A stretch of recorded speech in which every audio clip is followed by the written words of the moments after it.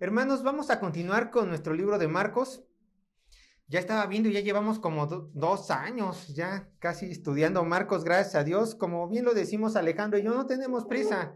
Hasta que Cristo llegue o nosotros nos vayamos a su presencia, podemos seguir así con todos los libros de la Biblia, capítulo por capítulo, versículo por versículo, y creo que ha sido de mucha bendición.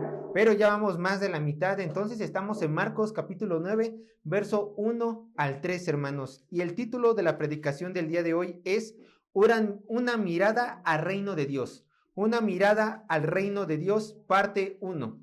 Y vamos a estar viendo Marcos capítulo 9, verso 1 al 13. De hecho, solamente hoy vamos a llegar hasta el versículo 7. No, hasta el versículo 6. Pero bueno, vamos a leerlo para tener todo el contexto del pasaje. Entonces, acompáñame, por favor, Marcos capítulo 9, verso 1 al 13. Vamos a leer todos juntos. Recuerden, ustedes solamente me siguen con la mirada. Dice así la palabra de Dios, está ahí en la pantalla. También les dijo, de cierto os digo que hay algunos de los que están aquí que no gustarán la muerte hasta que hayan visto el reino de Dios venido con poder. 6 días después, Jesús tomó a Pedro, a Jacobo y a Juan y los llevó aparte solos a un monte alto y se transfiguró delante de ellos. Y sus vestidos se volvieron resplandecientes, muy blancos, como la nieve, tanto que ningún lavador en la tierra los puede hacer tan blancos. Y les apareció Elías con Moisés, que hablaban con Jesús. Entonces Pedro dijo a Jesús, Maestro, bueno es para nosotros que estemos aquí, y hagamos 3 enramadas, una para ti, otra para Moisés y otra para Elías. Porque no sabía lo que hablaba, pues estaban espantados. Entonces vino una nube que les hizo sombra, y desde la nube una voz que decía, este es mi hijo amado, a él oíd. Y luego, cuando miraron, no vieron más a nadie consigo, sino a Jesús solo. Verso 9. Y descendiendo ellos del monte, les mandó que a nadie dijese lo que habían visto, sino cuando el Hijo del Hombre hubiese resucitado de los muertos. Y guardaron la palabra entre sí, discutiendo qué sería aquello de resucitar de los muertos. Y le preguntaron diciendo, ¿por qué dicen los escribas que es necesario que Elías venga primero? Respondiendo él, les dijo, Elías a la verdad vendrá primero y restaurará todas las cosas. ¿Y cómo está escrito del Hijo del Hombre que padezca mucho y sea tenido en nada? Pero os digo que Elías ya vino y le hicieron todo lo que quisieron, como está escrito de él. Hermanos, yo quiero iniciar haciéndoles unas preguntas muy sencillas, pero reflexiónenlas. ¿Qué harían ustedes si nuestro Señor Jesús se les presentara visiblemente con toda su gloria? ¿Qué harían ustedes? ¿Te quedarías mudo? ¿Te postrarías? ¿Le declararías alabanzas a su nombre? ¿Caerías de miedo? ¿Lo verías simplemente fijamente o te desmayarías? ¿Qué harías tú? Bueno, obviamente cualquier respuesta que tú me puedas dar es mera especulación. Tú solamente, como dice la alabanza, te puedes imaginar cómo actuarías delante de Jesús si en estos momentos Él se apareciera aquí con toda su gloria. Pero hubieron 3 hombres que presenciaron la gloria de Dios, la gloria de Jesús, tal cual, manifestada. Y vamos a ver hoy el día el relato de estos 3 hombres y cómo ellos reaccionaron cuando nuestro Señor Jesucristo se transfiguró. Él permitió que estos 3 hombres vieran toda su gloria. Entonces, el día de hoy veremos la transfiguración de Jesús. El día de hoy veremos la transfiguración de Jesús. Y les presento el bosquejo, tanto de hoy como el de la siguiente semana, que es punto número 1, la gloria de Dios revelada, verso 1 al 3. Punto número 1, la gloria de Dios revelada, verso 1 al 3. Punto número 2, la adoración que no se puede compartir, verso 4 al 6. Punto número 2, una adoración que no se puede compartir, verso 4 al 6. Punto número 3, que eso lo vamos a ver ya la siguiente semana, oír al Hijo del Hombre, versos 7 y 8. Punto número 3, oír al Hijo del Hombre, versos 7 y 8. Y punto número 4, la llegada del siervo del Hijo del Hombre, verso 9 al 13. Punto número 4, la llegada del siervo del Hijo del Hombre, verso 9 al 13. Entonces, ya conociendo el bosquejo, hermanos, vamos ahora sí a nuestro texto principal y nos vamos a concentrar por un tiempo en Marcos, capítulo 9, verso 1. Marcos, capítulo 9, verso 1. Y vean lo que dice este versículo. Marcos, capítulo 9, verso 1. Dice así la palabra de Dios. También les dijo, de cierto os digo que hay algunos de los que están aquí que no gustarán la muerte hasta que hayan visto el reino de Dios venido con poder. Noten la primera frase. También les dijo. Ahora, aunque parezca obvio, aunque parezca muy obvio, debemos de señalar que esta frase nos indica que Jesús está añadiendo algo a unas palabras que anteriormente ya había dicho. Es obvio, pero hay que señalarlo. ¿Cuáles son las palabras que anteriormente Jesucristo ya ha dicho? Pues la que encontramos en Marcos capítulo 8, verso 34 a 38. Lo vimos la semana pasada. ¿Y qué dijo nuestro Señor Jesucristo la semana pasada que habíamos visto o los versos anteriores? Marcos 8, verso 34 a 38. Nuestro Señor Jesucristo le habló a la multitud y les dijo, si me quieren seguir, adelante, háganlo, pero tienen que saber lo siguiente, que yo les exijo esto, que se nieguen a sí mismos, que tomen su cruz, o sea, que se mueran a sí mismos, y ahora sí, síganme. Estas fueron las palabras que nuestro Señor Jesucristo les dijo anteriormente, y esto es lo que tenemos que tener en nuestras mentes cuando nuestro Señor dice, bueno, la palabra inspirada dice, también les dijo, porque está añadiendo aquí algo más. Está añadiendo información a lo que ya anteriormente habíamos estudiado.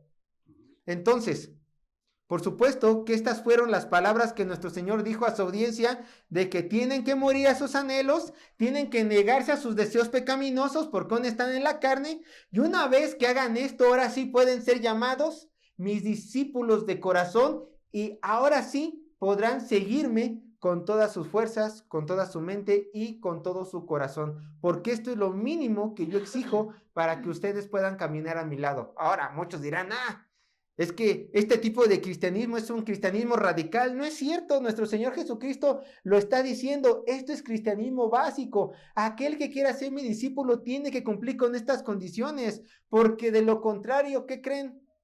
No eres mi discípulo, dice el Señor. Si tú no estás dispuesto a negarte a ti mismo, no estás dispuesto a morir a ti tomando tu cruz y seguirme, no eres mi discípulo. Ahora, con esto yo quiero que traigas a la memoria una parábola, o más bien 2 parábolas que nos hablan de dejarlo todo con tal de obtenerlo a Él, la salvación.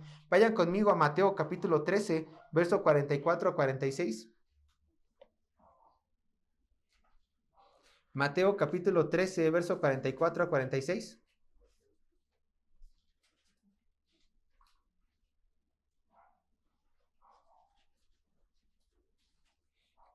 Mateo capítulo 13, verso 44 a 46. Vean, solamente quiero que ustedes tengan esta parábola en mente, porque Jesucristo constantemente en su ministerio dice, déjalo todo porque yo soy lo más hermoso que vas a poder tener y soy lo que va a tener mayor valor en tu vida. Aquello que vale la pena obtener. Vean lo que dice. Además, el reino de los cielos es semejante a un tesoro escondido en un campo. ¿Cómo es semejante el reino de los cielos? A un tesoro escondido, el cual un hombre halla y lo esconde de nuevo y gozoso por ello va. ¿Y qué hace este hombre? Vende todo lo que tiene y compra aquel campo donde se encuentra el tesoro escondido. Verso 45. También el reino de los cielos es semejante a un mercader que busca buenas perlas o perlas preciosas, que habiendo hallado una perla preciosa, fue y ¿qué hizo? Vendió todo lo que tenía y la compró. O sea, ¿compró qué? La perla preciosa. Aquí encontramos a 2 hombres que cuando encuentran un tesoro, un gran tesoro, dicen, para que yo tenga esto es necesario que yo venda todo lo que tengo. ¿Qué dicen estos hombres? Que así sea. Que así sea. Me voy a deshacer de todo lo que tengo con tal de tener esta perla preciosa y este gran tesoro. ¿Acaso no les suena lo mismo que vimos la semana pasada y a las palabras de Jesús? Nígate a ti mismo, toma tu cruz, sígueme. ¿Por qué? Porque nuestro Cristo es nuestro mayor gran tesoro. Es ese tesoro que encontramos y que Él se dejó encontrar para que nosotros vayamos en pos de Él. ¿Algo vale más que Jesucristo? Nada. Nada. Entonces tú tienes que estar dispuesto, habiendo entendido esto, en dejarlo todo con tal de seguirle. Sergio, ¿tengo que dejar mi casa? No, simplemente lo que dice, nígate a ti mismo, toma tu cruz y sigue. Deja tu vida pecaminosa, deja tus anhelos pecaminosos. Confórmate a la voluntad de Dios y haz lo que Él quiere que hagas. Nada más. Ya, si el Señor te pide otras cosas en el camino, bueno, tú y el Señor. Y tendrás discernimiento suficiente por medio de un estudio de la palabra para entender qué es lo que Dios más exige de ti. Pero como inicio, toma tu cruz, nígate a ti mismo y síguelo. Bueno, ahora regresemos a nuestro texto base, una vez recordando esto. Vean lo que dice Marcos 9:1. Marcos capítulo 9, verso 1 dice, también les dijo, de cierto os digo que hay algunos de los que están aquí que no gustarán la muerte hasta que hayan visto el reino de Dios venido con poder.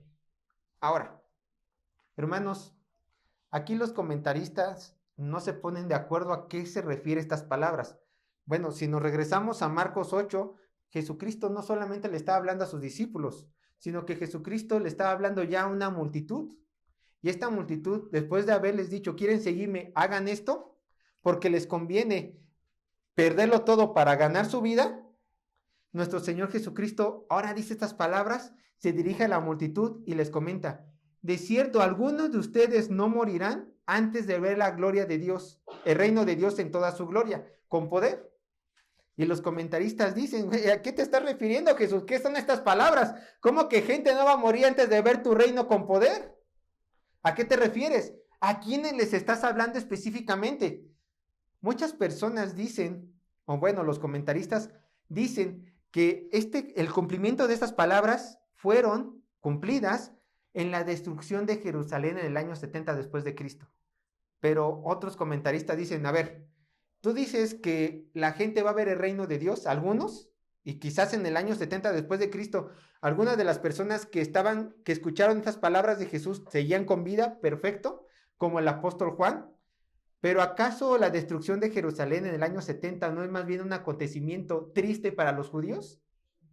Entonces se descarta esta posibilidad. Otros dicen, a lo mejor lo que se está refiriendo Jesús es de que dentro de las personas que estaban allí escuchándolo en ese momento, algunas iban a ver su resurrección y su ascensión a los cielos. Y ese es el reino de Dios con poder. Puede ser. Y esto se complementa también porque otros comentaristas dicen que más que su resurrección y su ascensión, se está refiriendo a la llegada del Espíritu Santo prometida a los apóstoles y a los discípulos, y que por medio de la predicación, el reino de Dios, la iglesia, sí va a extender por todo el mundo con poder y autoridad, y esto sería el reino de Dios que viene con poder al mundo. Dínamos, poder, ¿no? Ahora, ¿dónde se basan? Pues en el libro de Hechos dicen, les vendrá ¿qué? Poder, la misma palabra.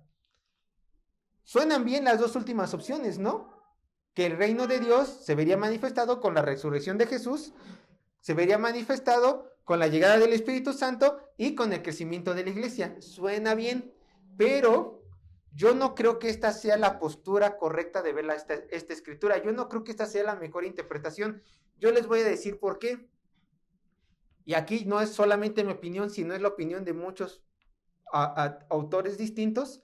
Yo me inclino a pensar que estas palabras que dice Marcos 9:1, que dice, de cierto os digo que hay algunos de los que están aquí que no gustarán la muerte hasta que hayan visto el reino de Dios venido con poder, se está refiriendo específicamente a 3 discípulos que iban a ver el reino de Dios con poder.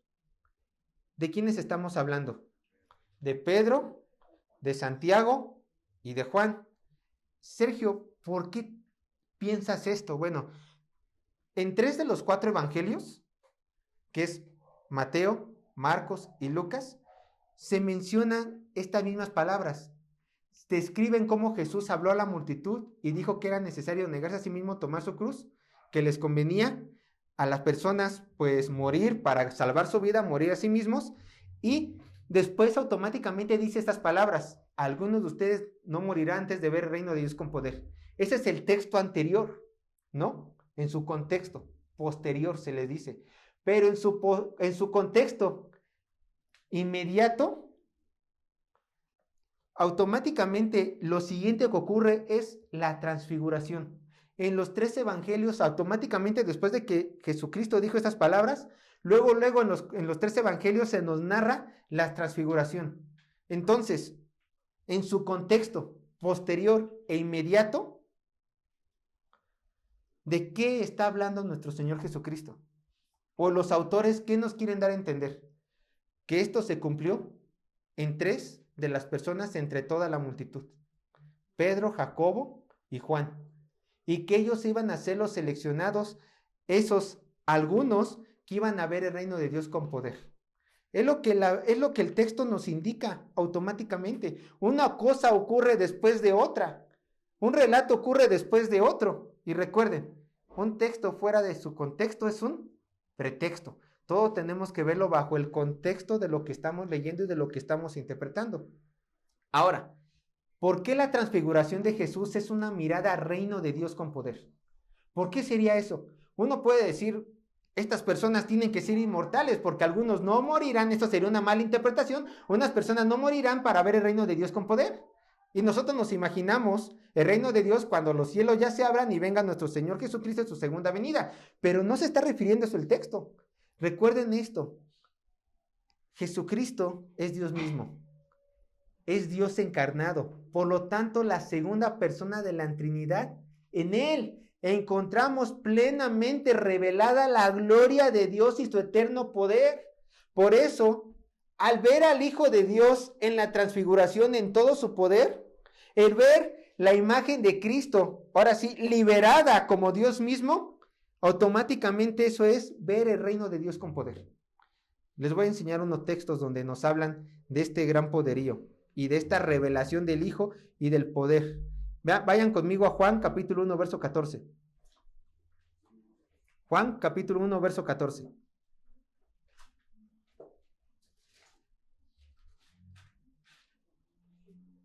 Vean. Juan capítulo 1, verso 14.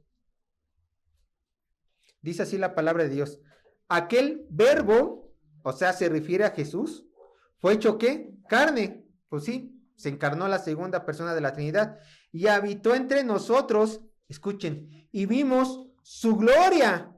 Gloria como la de ¿quién? Unigénito del Padre, lleno de gracia y de verdad. Aquí unigénito, esta palabra no quiere decir primero entre muchos, como el primogénito, sino que el preeminente, el que está sobre toda la creación. Vimos la gloria como la de gloria del unigénito del Padre. Ahora vayan conmigo a Colosenses 2:9. Colosenses 2:9.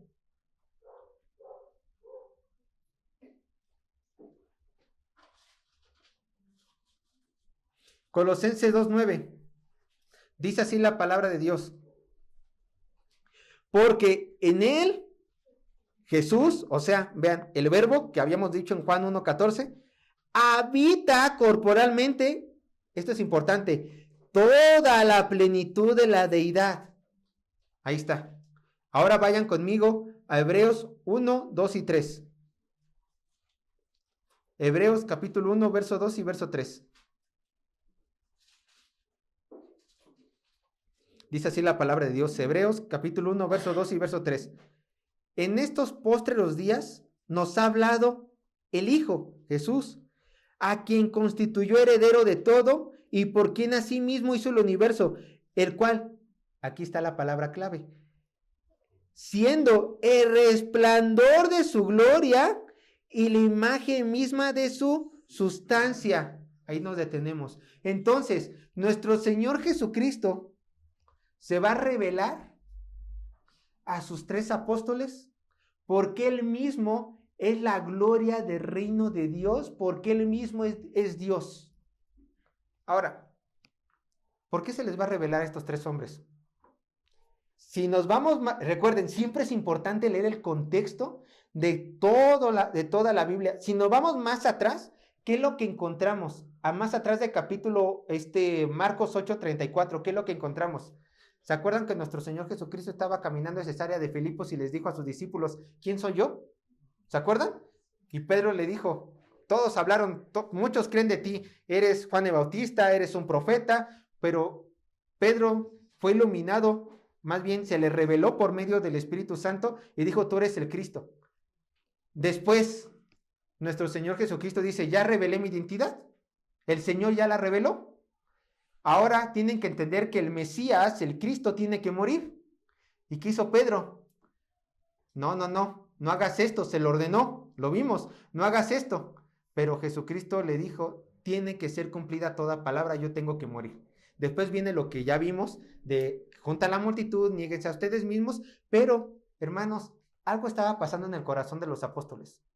Había tristeza, había duda. Recuerden, ellos cómo veían al Mesías, como aquel campeón de Dios que lo es, pero que cuando iba a venir, ya iba a instituir el reino de Dios en la tierra, iba a derrocar a todos los enemigos, en este caso el Imperio Romano, ellos esperaban derrocar el Imperio Romano, y se iba a coronar como legítimo rey de Jerusalén, Judea e Israel. Ellos veían esto, pero cuando escucharon que Jesucristo iba a venir, los apóstoles se sintieron tristes. Ellos necesitaban una confirmación del reino de Dios en su corazón. Jesucristo lo sabía. Jesucristo sabía que estos hombres necesitaban algo más que sus palabras. Entonces, nuestro Señor, en toda su misericordia, escoge a 3 de los apóstoles y les dice, ustedes van a ver el reino de Dios en la tierra. ¿Están esperando el reino de Dios en la tierra?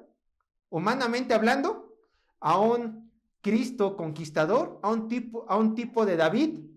Perfecto, no se los voy a dar aún, pero les voy a dar un adelanto del reino de Dios. ¿Y qué mejor adelanto que nuestro Señor desplegara su gloria enfrente de ellos? ¿Qué mejor adelanto, hermanos? ¿Por qué hizo esto Jesucristo? Yo te pregunto, hermano,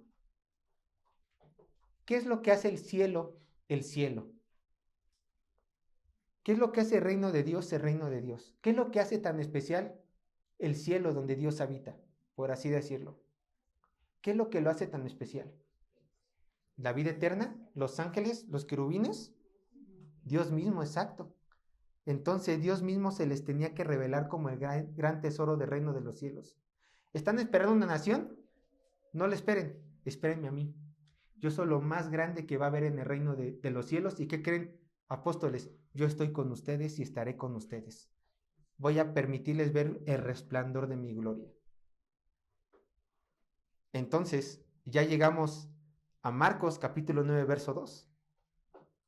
Aquí los apóstoles estaban intrigados. ¿Qué va a pasar? ¿Qué veremos? ¿Cómo que el reino de Dios ya se va a instituir? ¿Cómo que nosotros vamos a ver ahora sí al Mesías triunfante? Y todos estaban bien atentos. Pero vean, dice Marcos capítulo 9, verso 2. Marcos capítulo 9, verso 2. 6 días después, escuchen, Jesús tomó a Pedro, a Jacobo y a Juan y los llevó aparte solos a un monte alto y se transfiguró delante de ellos. Marcos es claro. Nos dice que transcurrieron 6 días.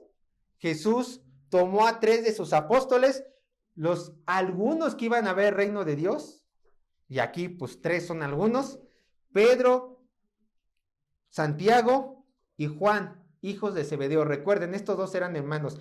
Santiago y Jacobo son los mismos. Entonces los voy a estar ocupando así indiscriminadamente. Pero en sus Biblias dice Jacobo, hijos del Zebedeo. Estos hombres eran algo especiales. Estos hombres pertenecían al círculo más cercano de nuestro Señor Jesucristo. Si se puede decir que había pues gente que se les iba a manifestar mayor poder, eran estos. De hecho, si ustedes mal no recuerdan, en Marcos capítulo 5, a estos 3 hombres fueron a los que se les permitió ver cómo nuestro Señor Jesucristo volvía a traer a la vida a una niñita, hija del principal de la sinagoga llamado Jairo. A nadie más, solamente estos 3. ¿Y qué les dijo nuestro Señor Jesucristo cuando vio que su maestro revivió a esta niña? Cállense, no digan nada. ¿Por qué? ¿Tenían algo especial estos hombres? ¿Acaso estos hombres se consideraban sobresalientes para poder ver estos hechos sobrenaturales? Cómo nuestro Señor Jesucristo revivía a una niña y cómo nuestro Señor Jesucristo se iba a transfigurar. ¿Había algo especial en ellos? No, no había nada especial. Recuerden, Pedro, Jacobo y Juan eran unos apóstoles tan comunes y corrientes como los otros 9 y además eran tan pecadores como cada uno de nosotros. Así, nada más. No había nada más especial en ellos. Pero entonces, ¿por qué nuestro Señor Jesucristo los escogió a ellos? ¿Por qué nuestro Señor Jesucristo les permitió a ellos 3 ver unas cosas y a los otros 9 no les permitió ver otras cosas? De hecho, si me los preguntan a mí, que no lo están haciendo, pero imagínense que lo están preguntando, yo incluiría a Andrés entre este círculo cercano. ¿Por qué? Porque muchas veces Andrés, hermano de Pedro, manifestaba más fe que el mismo Pedro. Manifestaba más obediencia que el mismo Pedro. Pero no está aquí entre los círculos más cercanos. ¿Por qué? ¿Por qué estos 3 sí y estos 9 no? Muy simple, hermanos, muy simple. Nuestro Señor tiene misericordia del que quiere tener misericordia y nuestro Señor como soberano bendice a algunos con ciertos privilegios y a otros no les permite ser bendecidos con esos privilegios. Y así nuestras vidas, hermanos. Véanlo en cualquier ámbito de la vida cristiana, tanto espiritual como terrenal. No todos somos millonarios en el cristianismo. Al contrario, dice 1 Corintios, muchos somos necios, pobres, ¿no? Ya lo vimos en una predicación de las vasijas de barro. Muchos de nosotros no somos listos, no somos intelectuales, no tenemos posición de poder, pero otros cristianos sí. Unos andamos contando el dinero para comer día a día, otros cristianos tienen abundancia. Unos cristianos pueden ver más manifestaciones de Dios de poder en sus día a día, otros nos cuesta más trabajo verlas. ¿Por qué ocurre esto, hermanos? Porque el Señor escoge a quien quiere bendecir.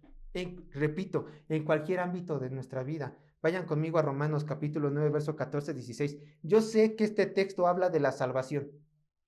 Este texto habla de la salvación, pero se puede aplicar también en cualquier área de nuestras vidas, porque lo central del texto es que Dios es soberano en bendecir a quien Él quiera bendecir. Romanos capítulo 9, verso 14 al 16. Vean lo que dice Romanos capítulo 9, verso 14 al 16. Dice así la palabra de Dios. Dice, ¿qué pues diremos? ¿Que hay injusticia en Dios? ¿Tú crees que hay injusticia en Dios en que Él quiera bendecir a unos y no bendecir a otros, aun siendo sus hijos? ¿Qué dice Pablo? En ninguna manera. Lo está negando. No hay injusticia en Dios. Pues a Moisés dice, tendré misericordia del que yo, el Señor, el soberano, tenga misericordia, escucha, y me compadeceré del que yo me compadezca. Así que no depende del que quiere ni del que corre, sino de Dios que tiene misericordia. Reafirma la idea 3 veces. No depende de ti, depende de Él. Entonces, muchas veces los anhelos de muchos cristianos, especialmente cuando somos jóvenes en el cristianismo, anhelamos que el Señor nos muestre mayores manifestaciones de su poder en nuestras vidas. Y está bien, queremos eso, ¿cierto? Mayores manifestaciones de poder en nuestras vidas. Pero conforme va pasando el tiempo nos damos cuenta que el Señor no nos va mostrando esas mayores manifestaciones de poder. Al contrario, muchas veces nos deja como en un desierto y volteamos a ver otros hermanos y ellos sí la tienen. Su vida en Cristo está llena de grandes bendiciones por parte de Dios espiritualmente hablando. Recuerda estas palabras. El Señor tiene misericordia del que quiera tener misericordia. Él reparte los dones como Él quiere repartirlos, pues es soberano. Él da bendiciones espirituales y materiales como Él quiere. Ahora, ¿con esto estoy diciendo que Dios está poniendo límites? No, porque en su misma palabra, ¿qué dice? Pídeme lo que quieras, y se te dará, siempre y cuando sea mi voluntad dártela. Ahí está el rompelímites, la oración. La oración es el instrumento dado por Dios a los hombres con el cual se puede romper los límites, siempre y cuando esté en la soberanía del Señor. ¿Dónde encontramos unas palabras de aliento de esto? Primera de Juan, capítulo 5, verso 14.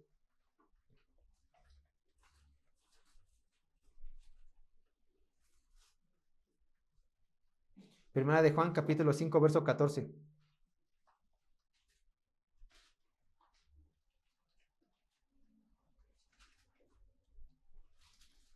Ve lo que dice.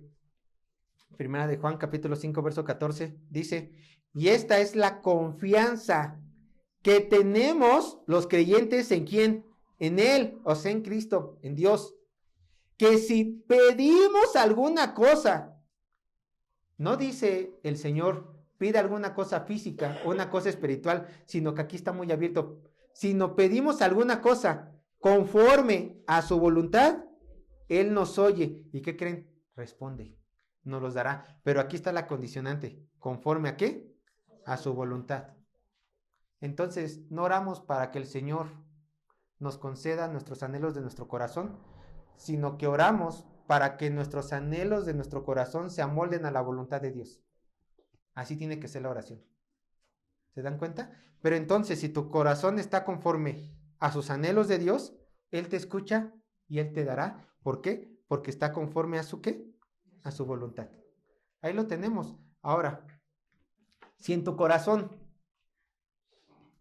cristiano entregado, que ha muerto a sí mismo, que se ha negado a sí mismo, ha tomado su cruz y sigue al Señor, si tú tienes en tu corazón mayores manifestaciones de su poder en tu vida, y aquí déjame hablar de bendiciones, de dones espirituales, pídeselos a Dios, que Él te permita tenerlos. Pídeselo, pídeselo, pídeselo. Ahora, con esto estoy diciendo que tú de un día para otro tendrás los mismos milagros, los mismos prodigios que tenían Pedro, Pablo. Yo no estoy diciendo eso. ¿Por qué? Porque de acuerdo a la evidencia bíblica que tenemos, estos dones sobrenaturales ya pasaron. Una vez cerrado el canon, ¿la iglesia cuántos años tiene existiendo? La iglesia cristiana. 2000 años. Un poco más de 2000 años. Entonces, una vez que se cerró el canon bíblico, escucha, ningún cristiano después de los apóstoles escribió de manifestaciones espirituales en su vida. Lean a los antiguos, lean a nuestros hermanos cristianos que fueron después de los apóstoles, lean a los padres de la iglesia, lean a los padres apostólicos. La gente más cercana a los apóstoles jamás en sus escritos dijeron, y yo manifesté poder como mi maestro Juan. O yo manifesté poder como mi maestro, Santiago, hermano de Jesús. Ninguno lo hizo. Ahora estoy diciendo que el Señor con esto ya dejó de usar los dones espirituales sobrenaturales o dejó de permitirnos ver los cielos abiertos y su gran bondad. No, lo que estoy diciendo es de que los dones del calibre del libro de Hechos ya fueron cesados, pero hoy en día en su bondad el Señor nos puede permitir experimentar ciertos dones conforme a su voluntad, en circunstancias específicas. ¿Los anhelas? Pídelos. ¿Los quieres? Lucha por ellos en oración. Ahí están. Pero tienes que saber algo, hermanos. Si tú quieres ver las mismas manifestaciones que vieron Pedro, Santiago y Juan, hay un precio que tienes que pagar. Hay un precio. ¿Qué precio? Tú ve esto. Las personas que mayormente en la Biblia, no los charlatanes que están ahí en YouTube, que porque para ellos, yo soy apóstol, manifiesto poder de Dios y tengo mucho dinero. No, no. Yo quiero que tú voltees a ver la Biblia. La gente que manifestaba mayor poder de Dios era gente que sufría mucho. Velo en la Biblia. La gente que manifestaba mayor poder de Dios era gente que sufría mucho. Esteban, lo vimos con mi papá, poderoso en palabras, apedreado. Pedro, que lo estamos viendo, discípulo del Señor, príncipe de los apóstoles, líder de los apóstoles, murió, de acuerdo a la tradición, murió crucificado de cabeza en Roma en la persecución de Nerón. Manifestaba poder. Juan, el amado, que también se menciona, murió encarcelado en prisión de edad muy avanzada. Ay, bueno, murió como a sus 80, 90 años, pero murió tranquilo en la prisión. Las prisiones no son tranquilas, hermanos. Las prisiones romanas en una isla eran hoyos en cuevas, húmedas, frías, solas. Ahí murió Juan. Jacobo, hijo del trueno, hermano de Juan el amado. ¿Cómo murió? Fue el primer apóstol en morir a causa de Cristo. Y no lo mataron por ser cualquier persona. MacArthur ha dicho que lo mataron porque sin duda era uno de los mejores líderes de la iglesia cristiana en Jerusalén. Vayan conmigo a Hechos capítulo 12, verso 1 y 2. Hechos capítulo 12, verso 1 y 2. Vean la muerte de Santiago.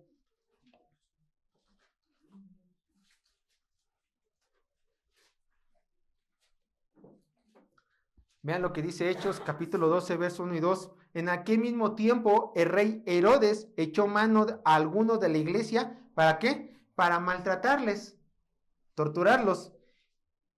Pero entre ellos uno tuvo menos suerte y mató a espada a Jacobo, hermano de Juan. Así el Señor les permitió ver cosas sobrenaturales a estos hombres, sí, pero seguidas de sufrimiento. Entonces estos hombres tenían que tener, pues, un incentivo para seguir adelante. Regresando al texto base, Marcos capítulo 9, verso 2. Nuestro Señor Jesucristo dice, 6 días después Jesús tomó a Pedro, a Jacobo y a Juan y los llevó, ¿qué? Aparte solos a un monte alto. Ay, hermanos, una vez más aquí nos encontramos con un pasaje donde los teólogos no se ponen de acuerdo. ¿Por qué? Porque hay dos posibles montes a los cuales se puede referir este pasaje. Primeramente, el monte Tabor. Y de acuerdo a la tradición cristiana, este es el monte al cual nuestro Señor Jesucristo llevó a estos discípulos para mostrárseles transfigurado. Les voy a enseñar un mapita. Vean, aquí tenemos a Capernaum, ¿no? Cesarea, Filipos de Cesarea, que es donde se manifiestan, pues, el mensaje de todo el capítulo 8, está muy acá arriba, muy acá arriba.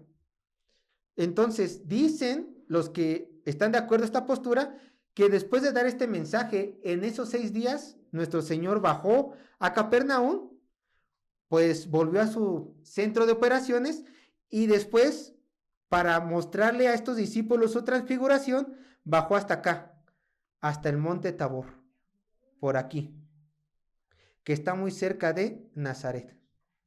Entonces, de acuerdo a ellos, de Filipos de Cesarea, bajó a Capernaum y de aquí bajó con estos 3 hombres a Tabor. Eso dicen algunos. Este monte está alrededor de 600 metros sobre el nivel del mar. Otros dicen, nos vamos un poco más arriba. Recuerden, aquí está el mar de Galilea, ¿no? Aquí está el mar de Galilea, aquí está Capernaum. Otros dicen, Filipos de Cesarea, Jesús seguía estando en Filipos de Cesarea. Seguía predicando en estos 6 días. Pero entonces se llevó a los hombres y tenía más cerca al monte ¿cómo se llama? Monte Hebrón. Este es el monte Hebrón. Y aquí es donde se transfiguró. Y este monte está aproximadamente a 939 metros sobre el nivel del mar. Y de hecho tiene coherencia porque recuerden, de acuerdo a Marcos capítulo 8, verso 27, nuestro Señor Jesucristo se encontraba enseñando en Cesarea de Filipos. Ahora, hermanos, yo les pregunto, ¿importa realmente dónde nuestro Señor Jesucristo se transfiguró? No importa realmente dónde se transfiguró, no importa saberlo, lo que importa es que simplemente agarró a estos 2 hombres, a estos 3 hombres, y se los llevó aparte, a mostrarles su gloria. Pero lo que sí importa es a qué se fue estos montes. Nuestro Señor Jesucristo, de acuerdo al Evangelio de Lucas, se fue a este monte a orar con sus 3 discípulos. Se fue a orar. Y uno se preguntará por qué Jesucristo necesitaba un tiempo de oración.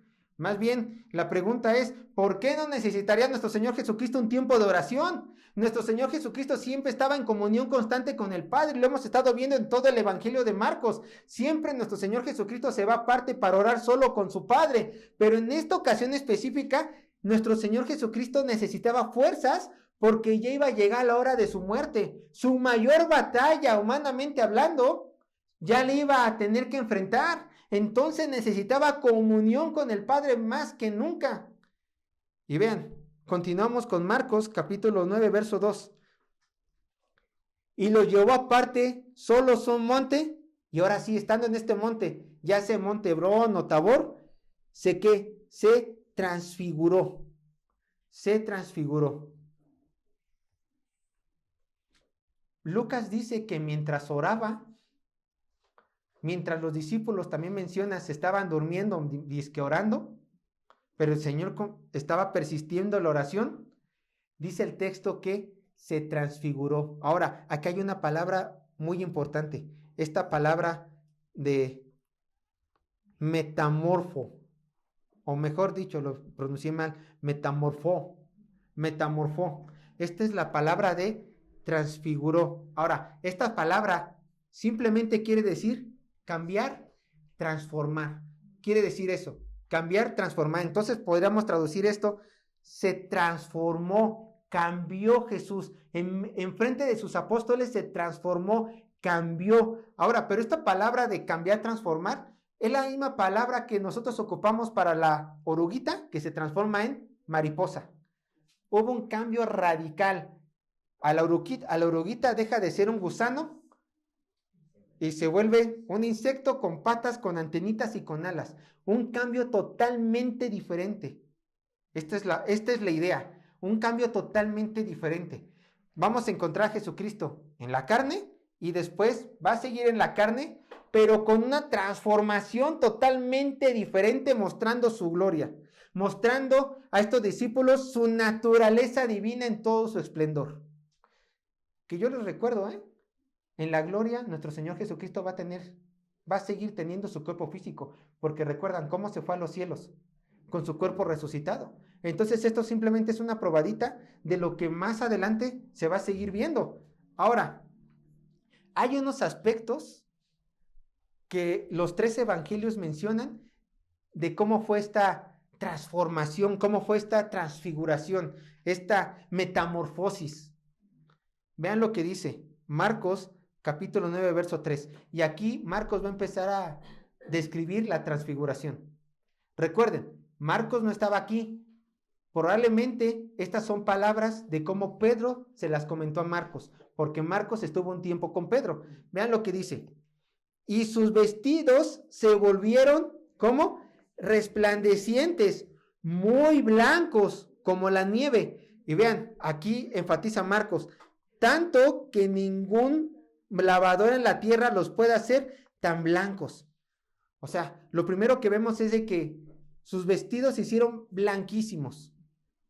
Vean lo que describe Lucas 9:29. Lucas investigó, sin duda habló, ya sea con Pedro o con Juan, porque muy probablemente Santiago ya había muerto. Entonces habló con ellos. Y vean lo que dice Lucas.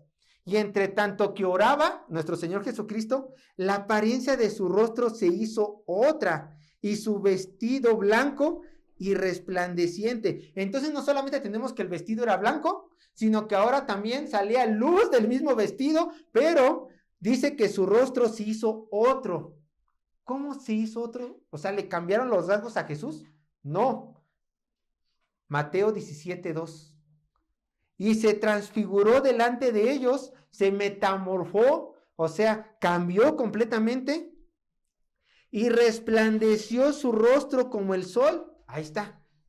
Y su vestido se hicieron blanco como la luz. Tanto su vestido como su rostro resplandecieron. Entonces, aquí hay 2 detalles simplemente impresionantes. La ropa de nuestro Señor Jesucristo se volvió más blanca que la sonrisa de Luis Miguel. ¿Es un blanco irreal? Bueno, aquí vemos un blanco más blanco que la sonrisa de Luis Miguel. Y su rostro resplandecía como el sol, más brillante que más reciente bronceado de Luis Miguel también. El hombre brilla, ¿no? Se broncea muy seguido, brilla. Aquí Jesucristo brillaba más porque brillaba como el sol. Era algo irreal, algo totalmente asombroso, algo fuera de serie. Ahora, uno puede decir, Sergio, pero ya habíamos visto esto antes. Sí, ya habíamos visto esto antes. Éxodo 34, 29 y 30, vean. Éxodo 34, 29 y 30. Por supuesto que algo similar ya habíamos visto antes. Vean lo que dice Éxodo 34, 29 y 30.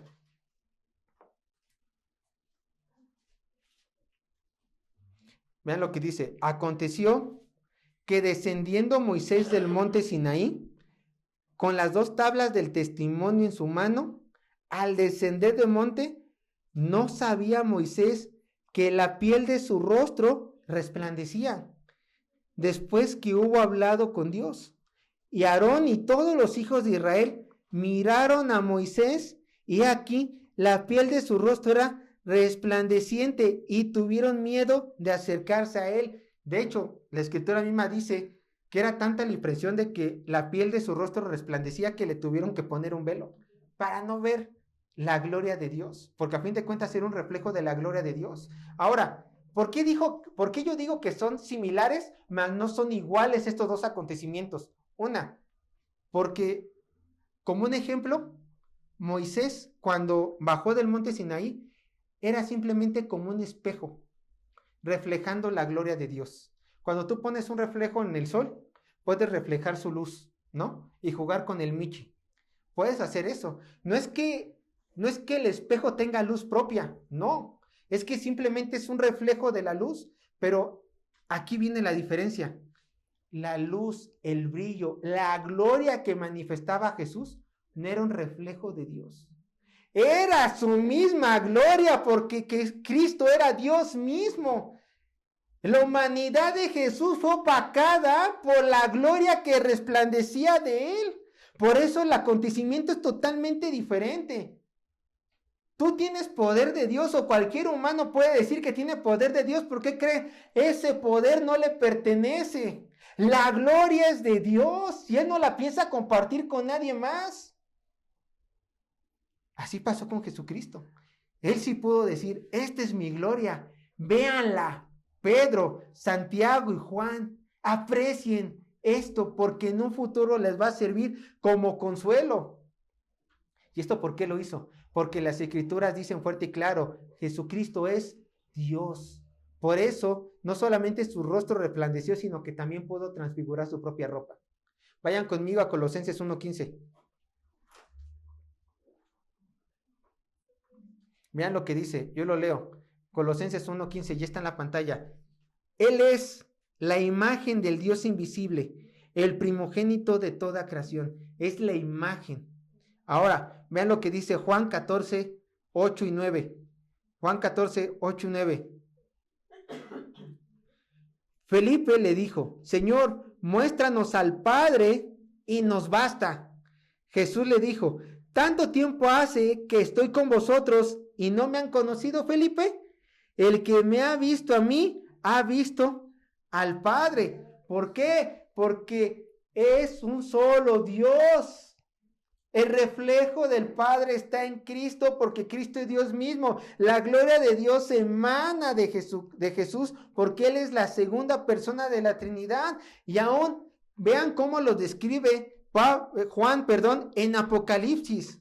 Obviamente aquí hay mucho simbolismo, pero hay algo que resalta muchísimo, que su mismo rostro sigue brillando porque Él es la gloria del universo. Vean lo que dice Apocalipsis 1:12 al 18. Y me volví para ver la voz que hablaba conmigo, y vuelto vi 7 candeleros de oro, y en medio de los 7 candeleros a un semejante al Hijo del Hombre. Este es un título dado al Mesías. Vestido de una ropa que llegaba hasta los pies y ceñido por el pecho con un cinto de oro. Su cabeza y sus cabellos eran blancos como blanca lana, como nieve, sus ojos como llama de fuego, y sus pies semejante a bronce bruñido, fulgurante como en un horno, y su voz como estruendo de muchas aguas. Escuchen, tenía en sus diestras 7 estrellas de 7 estrellas. De su boca salió una espada aguda de 2 filos y su rostro era como el sol cuando resplandece en su fuerza. Sin duda, cuando nuestro hermano Juan vio a Jesús, también con el mismo rostro deslumbrante, se acordó de la transfiguración. Yo ya lo había visto. Yo ya había visto a este ser que se me apareció. Es Jesús, es mi maestro. Pero quiero que lean esto, hermanos, porque esto nos va a servir más adelante. Dice Juan, continúa diciendo, cuando le vi, caí como muerto a sus pies, y él puso su diestra sobre mí, diciendo, no temas, yo soy el primero y el último, y el que vivo, y estuve muerto, mas he aquí, que vivo por los siglos de los siglos, amén, y tengo las llaves de la muerte y del Hades. Quédense con esta idea. ¿Qué pasó con Juan cuando lo vio? Caí como muerto. Detengámonos ahí, esa idea quédensela. Para los discípulos era mucha la impresión de haber visto así a Jesús con toda su gloria. Era muchísima. Y esto lo vemos reflejado en Marcos capítulo 9, verso 4. Y antes de ver su impresión, vean lo que continúa diciendo el autor de Marcos. Dice Marcos 9:4, y les apareció Elías con Moisés, que hablaba con Jesús. Hermanos, aquí ya estamos hablando de las ligas mayores. No se les apareció cualquier hombre. Se les apareció Moisés y Elías. ¿Quiénes eran estos hombres que estaban al lado de Jesús hablando? Moisés, el libertador del pueblo de Israel, portador de la ley de Dios, aquel que había reflejado la gloria de Dios en su rostro, guía del peregrinaje en el desierto. Este era Moisés, el mayor maestro que el pueblo de Israel pudo haber tenido. ¿Quién era Elías? Profeta de Dios, hacedor de milagros, aquel que enfrentó a Jezabel, aquel que hizo bajar los fuegos del cielo, aquel que también resucitó un niño muerto, aquel hombre que no conoció la muerte, aquel hombre que fue llevado por un torbellino de fuego a los cielos. Eran dos personas sobrenaturales. Uno reflejó la gloria de Dios y dio la ley, y otro, un hombre que no había conocido la muerte. Un hombre que en vivo cuerpo había estado en el reino de los cielos hasta que Jesucristo lo llamó. Ven tantito, Elías, necesitamos platicar. Una vez más regresó.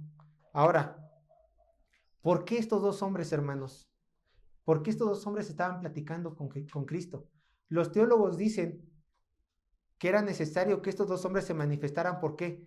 Porque Moisés era el representante de la ley y Elías era el representante de los profetas. Y era necesario que todo el mundo entendiera que Jesucristo estaba arriba de cualquier profeta, siendo el Hijo de Dios, el Hijo del hombre, y que Jesucristo estaba en este mundo para hacer cumplir la ley. Eso dijo Jesucristo. No he venido a derogar la ley, he venido ¿a qué? A cumplirla. Jesucristo era el cumplimiento de toda la ley dada por Dios a Moisés y posteriormente dada a los hijos de Israel. Y nace la pregunta, ¿cómo era que estos tres hombres, Pedro, Jacobo y Juan, conocían quiénes eran estos tres hombres? Perdónenme, a mí se me aparece Moisés y yo no sé quién es, Ay, es un hombre con una barba muy blanca. Se me aparece Elías, hoy loquito vestido de camello, ¿quién será? No, yo no sé quiénes son. Y ustedes tampoco lo podrían identificar. Bueno, quizás escucharon que Jesucristo mencionó sus nombres. Quizás Jesucristo se los presentó, o quizás ellos se presentaron a los apóstoles. Como haya sido, Pedro los conoció y después esta información se la dio a Marcos, después de la resurrección de nuestro Señor Jesucristo. ¿Y nunca les ha dado curiosidad cuál era el tema a tratar de estos hombres? ¿A qué bajaron? Oye, Elías, oye, Moisés, dice Jesús, yo quiero hablar con ustedes. Ah, hola Jesús, mucho gusto, ya hace tiempo no caminaba aquí en la tierra. ¿Ustedes creen que así vinieron a platicar? Ah, qué bueno Jesús que vinieron. ¿Cómo van mis muchachos? Dice Moisés. Yo los liberé. ¿Te acuerdas Jesús? Sí, tú me diste el poder, dice Moisés. ¿De qué hablaron? Con todo respeto, ¿hablaron de cualquier cosita? Bueno, vamos a ver qué hablaron exactamente. Algo con mucho peso. Lucas capítulo 9, verso 30 y 31. Perdóneme, pero tú no haces bajar un hombre de los cielos para hablar cualquier cosa. Lucas capítulo 9, verso 30 y 31.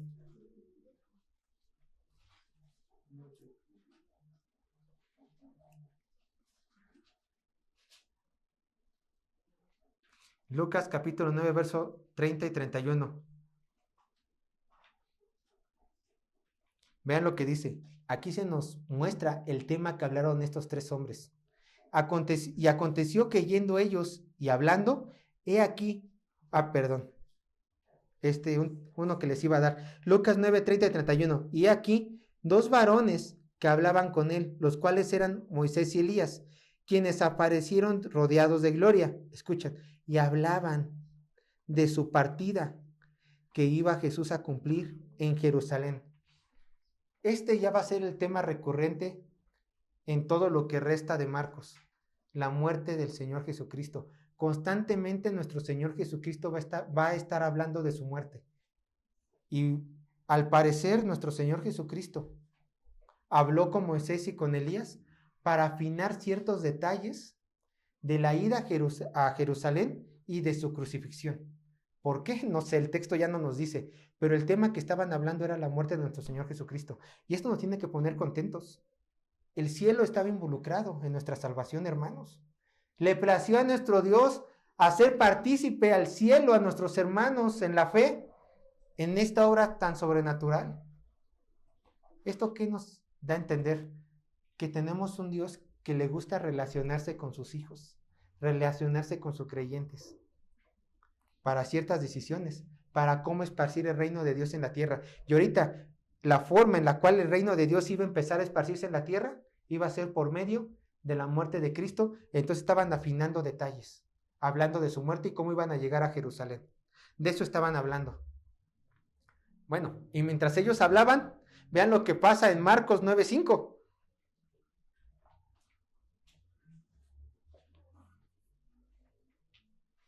Ustedes saben que Pedro nunca se guardaba las ganas para hablar, ¿eh? Y de hecho, los comentaristas dicen que cada vez que Pedro hablaba era porque tenía miedo. Cada vez que Pedro tenía miedo de algo, empezaba a hablar. Bueno, mi papá me ha dicho que cada vez que yo me pongo nervioso, empiezo a hacer chistes. Y sí, yo soy muy así. Hablo mucho y empiezo a bromear mucho. Pero bueno, Pedro hablaba de más. Vean lo que dice Marcos 9:5, dice: entonces Pedro dijo a Jesús: Maestro, o sea, ya interrumpió la plática. Maestro, bueno es para nosotros que estemos aquí, hagamos 3 enramadas, una para ti, otra para Moisés y otra para Elías. Hermanos, les quiero decir una cosa. Estas enramadas, ¿se acuerdan? En la tradición judía hay un momento cada año donde tienen que ellos salirse de sus casas, hacer enramadas, hacer pequeñas chocitas con ramas y habitar ahí, no me acuerdo, unos cuantos días para que ellos puedan recordar de dónde los sacó nuestro Señor Jesucristo del desierto, para que acuerden que estuvieron vagando en el desierto y cómo el Señor les proveyó. Pero entonces, hermanos, ¿por qué Pedro les quería hacer estas enramadas, estas casitas que los judíos estaban muy acostumbrados a hacerlas? Fíjense que Pedro, a pesar de ver esta representación de gloria y de poder, él aún quería retener a sus maestros con ellos. Él sin duda estaba escuchando lo que Elías y Moisés estaban hablando, la muerte y futura partida del Señor. Él lo estaba escuchando junto con Jacobo y Juan, pero al hacer las enramadas les estaba diciendo: quédense aquí más tiempo. El corazón de Pedro era que no quería dejar partir a su Señor. Y al ver a estos grandes hombres, casi les estaba diciendo: pues si vamos a esperar el reino de Dios, que ya se haga, quédense, hágalo de una vez. Coronamos a Cristo como el rey que es. Moisés, Elías hablan con todos. Ya quédense. No tengo nada más que ofrecerles más que las enramadas. Y a pesar de que fue a lo mejor algo imprudente, un deseo un tanto tierno de Pedro y con miedo, pues déjenme decirles que no era la mejor opción. Nuestros planes muchas veces no son los planes de Dios.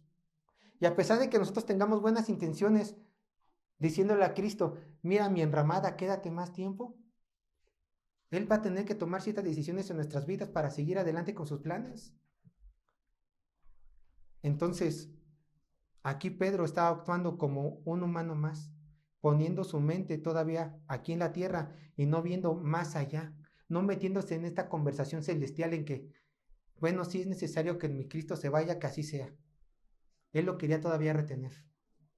Eso no va a pasar con nosotros, o no tiene que pasar con nosotros, queriendo retener bendiciones de Dios cuando el Señor ya ha dicho, suéltalo, suéltalo, suéltalo. Tengo que hacer algo más grande, algo mejor. No a tus ojos, pero sí para mi plan soberano que te va a terminar por convenir. Y entonces ya estamos en Marcos capítulo 9, verso 6. Nada más denme unos 10 minutos más. Bueno, 5, más o menos así. Vean cómo continúa el texto. Marcos 9, 6. ¿Por qué Pedro habló, interrumpió y les dijo esta enramada? Que les hacía enramada por este motivo. Porque no sabía lo que hablaba. O sea, una vez más, Pedro hablaba por hablar, ¿no? Porque no sabía lo que hablaba. Pues estaba espantado, él y ellos espantados. Los 3 discípulos estaban espantados. Ahora, la palabra aquí para espantados es la palabra griega efobos. Ekphobos. Ekphobos. PH se lee como F. Se pronuncia como F. Ekphobos. Es la palabra. Ahora, es interesante porque nosotros lo leemos espantados, ¿no? Pero esta palabra quiere decir asustado, aterrado. Asustado, aterrado, y tiene el sentido de tener un intenso miedo y desesperación. Pedro no sabía lo que decía, Pedro habló por hablar, Pedro se adelantó a sus sentimientos. ¿Por qué? Porque él estaba intensamente aterrado por ver a Jesucristo en la transfiguración y ver a estos 2 hombres, Elías y Moisés, en gloria, también con brillo, también con poder. A mí me parece muy curioso, hermanos, que muchas veces encontramos testimonios en internet o hemos escuchado de primera mano testimonios que dicen, a mí se me apareció Cristo. ¿Lo han escuchado? Yo sí, muchas veces, en diferentes personas que conozco en primera mano y en internet, a mí se me apareció Cristo. Y tú les preguntas y dices, bueno, ¿y qué pasó después? Se te hace interesante al principio, ¿no? ¿Qué pasó después de que viste a Cristo? No, pues platiqué tantito con él, fui al refrigerador, saqué una coquita, todo tranquilo, como si estuviera hablando contigo. ¿Qué me estás diciendo? Me estás diciendo que viste al Hijo del Hombre, al Hijo de Dios, y lo único que hiciste fue platicar normal, tomar una coquita y continuar tu vida. ¿Cómo actuaron estos hombres cuando se les apareció Cristo en gloria? Cuando Cristo estaba desplegando su gloria. Estaban temblando de miedo, temblando de miedo. Ya lo vimos en Apocalipsis, cuando Jesucristo se le apareció a Juan. ¿Cómo estaba Juan? También temblando de miedo. Escuchen, esto es interesante y se pasa muchas veces por alto. Leímos en Apocalipsis, ¿qué tuvo que hacer Jesucristo para levantarlo? Para sacarlo del trance. Dice el texto, lo tocó. Dios mismo tuvo que tocar a Juan para sacarlo del trance de miedo en el cual estaba. Y ahora me dicen estos hombres que cuando se les apareció Jesucristo, ellos siguieron su vida normal. Ridículo.